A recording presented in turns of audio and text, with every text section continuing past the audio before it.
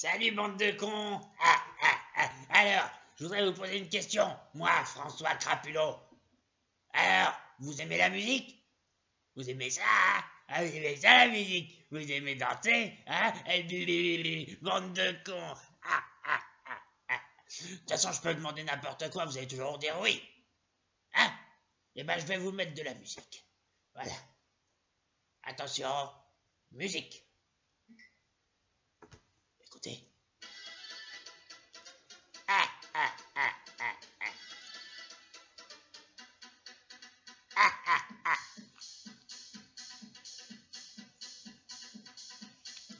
Hé, bande de connards! Vous reconnaissez ce truc? Hein?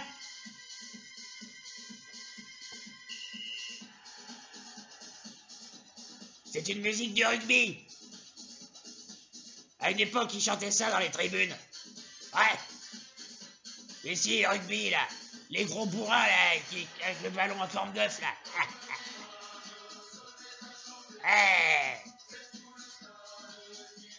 Moi, j'aime bien le rugby.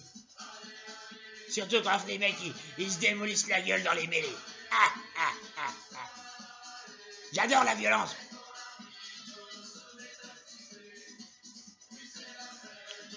Ah, c'est sympa, le rugby. Ah, vous allez me dire, pourquoi François Crapulot, notre futur président de la République, nous met cette musique et nous parle de rugby? C'est pour parler quoi, du 15 de France? C'est de la Coupe du Monde de rugby cette année? Non, je crois pas. Je m'en fous, d'ailleurs, j'y connais rien en sport, moi. Moi, il y a un mec qui se mêlait de sport que j'aimais bien. Bernard Tapie. Ouais. Parce que lui et moi, on est pareil. On est des enculés et on en est fiers. Non, si j'ai mis cette musique et si je parle de rugby, c'est parce que j'ai décidé de parler de Toulouse. Bah, vous voyez pas le rapport? Mais vous êtes encore plus con que je croyais. Toulouse, mais c'est la capitale du rugby. Ce qui est paradoxal d'ailleurs, parce que... Toulouse en anglais, ça veut dire perdre. Ouais, c'est vrai ça. Quoi, vous saviez pas? Bande de cons. Vous aviez qu'à bosser en anglais à l'école. Hein? Tas de crétins.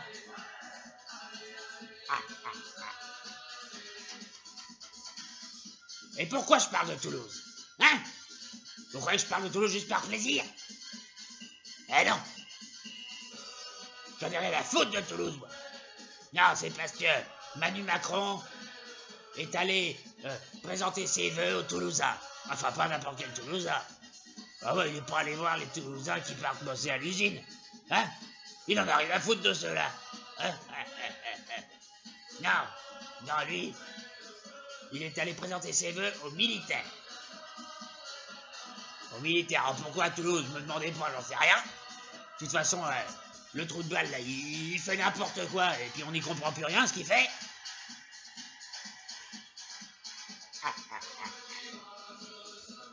Et en fait, il est allé présenter ses vœux à Toulouse, à l'armée. Alors, moi je me suis posé la question. Je me suis dit, pourquoi il va là-bas? Hein? Pourquoi il n'est pas allé présenter ses vœux dans une autre ville? Bizarre. Pourquoi il n'est pas allé présenter des vœux à des mecs qui bossent toute la journée à l'usine? Posez-vous les bonnes questions, posez-vous les bonnes questions. Je sais que c'est difficile pour vous parce que vous êtes trop cons. Hein?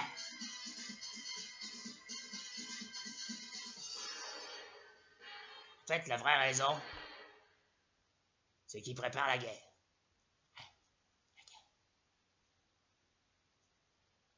Eh ouais, une guerre se prépare en France. Une guerre civile. Les autorités contre les gilets jaunes. Les bourgeois contre les prolos. Et ça va se clasher. Il va y avoir du sang, de la viande sur les murs. J'ai hâte d'y être. On va tous vous crever, putain de prolos. Parfaitement. Sale pauvre. Moi, je vais me mettre du côté de l'armée. Et puis, du côté des politicards. Ben oui, je suis toujours du côté des plus forts, moi. Je vous rappelle que je suis un enculé. Hein? D'ailleurs, en parlant d'enculé, Manu Macron, il continue à faire son tour des mairies, là, pour faire son débat national de mes couilles, là, pour faire croire aux gens qu'on est en démocratie. On va regarder un petit extrait, parce que moi, ça m'éclate, ce truc, moi. Ah ouais, ça me fait marrer. Allez, on regarde. Oui, effectivement, je suis allé présenter mes vœux aux militaires à Toulouse. C'est pas que j'aime spécialement cette ville. Je déteste le sud de la France, tout comme je déteste le reste de toute la France d'ailleurs, car la France est un pays moche, peuplé de cons. La raison pour laquelle je suis allé à Toulouse, c'est pour préparer mon offensive.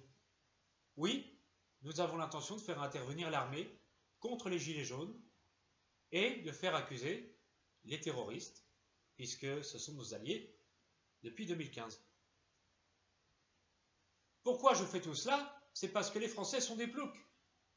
Nous avons le pouvoir, nous l'avons, et nous allons gagner contre la pourriture prolétaire. C'est nous, les bourgeois, le fleuron de ce pays. C'est grâce à nous que l'économie avance. Pas grâce à tous ces bouseux, hein, qui ne gagnent qu'un petit SMIC par mois. Vive la bourgeoisie, et vive Toulouse, et vive les troisièmes mi-temps. Quel con, ce Macron, mais quel con! Abruti, tire-toi que je te remplace! Mais qu'est-ce qu'il est mauvais, ce président! Aucun charisme, aucune intelligence, aucune culture, gros débile! Qu'est-ce qu'il y connaît, lui, à la France? Ah! Moi, j'ai passé mon enfance à tâter le cul des vaches! Hein? Alors? Et moi, je suis un bon français, moi. Moi, hein, quand j'ai un voisin qui n'est pas vraiment en règle avec les règles françaises, je le dénonce. Anonymement, bien sûr. Parfaitement. Moi, je suis d'une famille d'ordures, moi. Mon grand-père était collabo. Mon père était tortionnaire en Algérie. Ouais. Un héros, mon père. Il en a arraché des yeux en Algérie. Il a même arraché des dents à vif, sans anesthésie. Et pourtant, il n'était pas dentiste. Bref. En tout cas, Manu Macron, il peut compter sur la solidarité des journalistes. Ils lui lèchent tous le cul, là, comme ça. C'est pas un cul qui laisse une glace.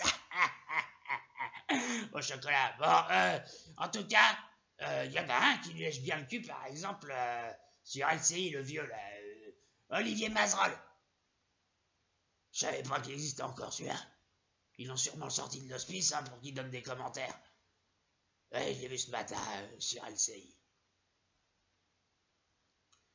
Et franchement, il n'a pas changé. Toujours aussi faillot. Faillot! Il va failloter avec moi quand je vais être président.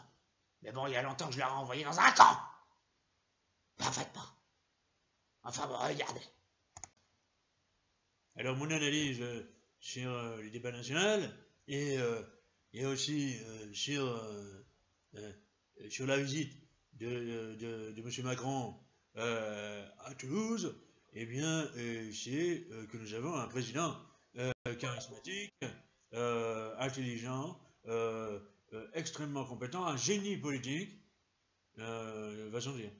Et bien sûr, je le félicite et je lui demande quelque chose.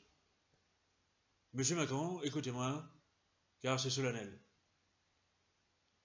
Quand je vous vois avec Brigitte Macron, je vois que vous aimez les personnes âgées. C'est la raison pour laquelle je vous demande solennellement, embrasse-moi sur la bouche, Manu. Embrasse-moi sur la bouche. Ah, pauvre Toulousain.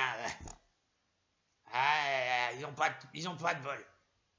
En 2001, l'explosion d'AZF, C'était pas beau à voir. Et maintenant, la visite de Manu Macron chez eux. Décidément, cette ville est polluée.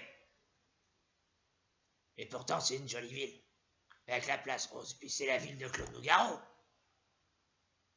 La place Rose, qu'est-ce que je dis, moi? Mais non, c'est la ville rose, du con. C'est pour voir si vous suiviez. En tout cas, puisqu'on parle de Toulouse, on va terminer en rendant un petit hommage à Claude Nougaro. Ouais, un petit kiff comme ça. Ça vous dit? Allez. Mais on va pas écouter toute la chanson parce que le chronomètre tourne. Allez, on écoute. Un petit instant. Et fermez vos gueules!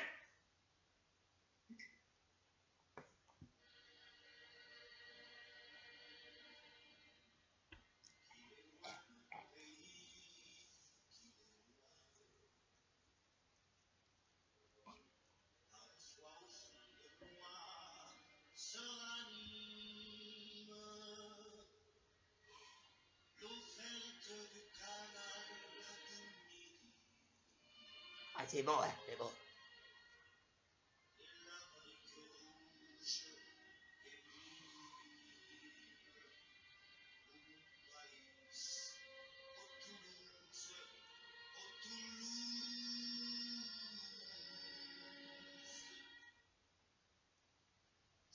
Ah putain, c'est beau. Franchement, si j'avais un cœur et une sensibilité, je crois que je chialerais. Mais j'en ai pas, j'en ai rien à foutre, moi. Allez, tous vous faire foutre. Bah, je me tire. Parce que justement, demain, dimanche, je prends le train, je pars à Toulouse. Ouais, je vais aller leur présenter mes condoléances aux Toulousains. Parce qu'après la visite de Macron, ils doivent se sentir sales. C'est vrai, Macron, il salit tout sur son passage. Ce type est un porc. Il me dégoûte. Il dégoûte la France. Avec lui, dans le monde entier, la France a le bonnet d'âne. Réfléchissez bien en 2022. Parce qu'on va encore se le taper pendant 3 ans. Arrêtez de voter comme des cons, arrêtez d'être des veaux. Et votez Crapulot. Crapulot, président, Crapulot, président. Maintenant, on va terminer avec une toute petite intervention d'Éric Zemmour. Votez Crapulot, votez Crapulot, votez Crapulot, votez Crapulot. On va parler clairement. L'attitude de Manu Macron est scandaleuse. Quand je le vois serrer la main d'un Maghrébin d'Afrique du Nord, probablement islamo-racaille, qui porte un prénom maghrébin.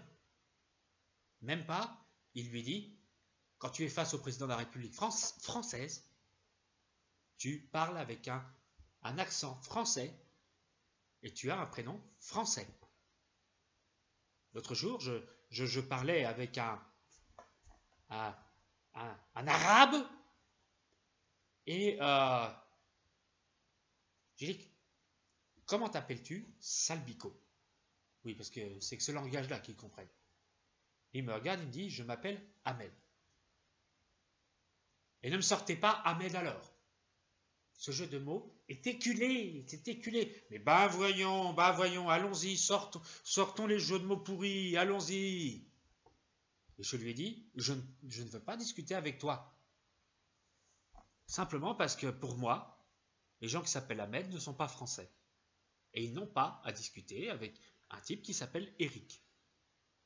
Voilà. Et il y a beaucoup de gens qui l'ont très bien compris. Parce que même certains Français me regardent et me disent « J'ai pas envie de causer avec toi, face de rat. » Voilà. Maintenant, je vous laisse. Parce que j'ai l'impression que dans les gens qui m'écoutent ici, il n'y a pas que des Français. Au revoir.